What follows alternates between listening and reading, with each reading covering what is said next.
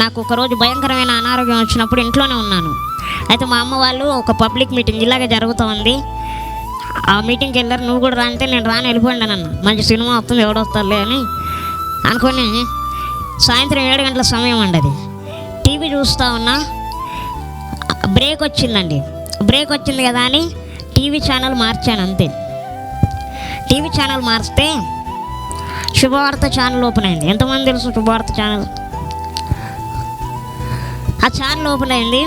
ఆ ఛానల్లో దైవజనులు బోధిస్తూ ఉన్నారు. ఒకటే మాట, ఎవడు చూడట్లేదని ఎగురుతున్నావేమో, ఓ యవనస్తుడా అలా జాగ్రత్త అని అంటూ ఉన్నాడు ఆయన. నేను రిమోట్ తీసుకొని ఛానల్ మారుద్దామని చెప్పి నొక్కుతా ఉన్నా, ఛానల్ మారట్లా, రిమోట్ పని చేయట్లా. మరి కొత్త బ్యాటరీలే మారట్లా. అంటే దేవుడు పట్టుకోవాలనుకుంటే ఎంతసేపు అండి, అంతేగా.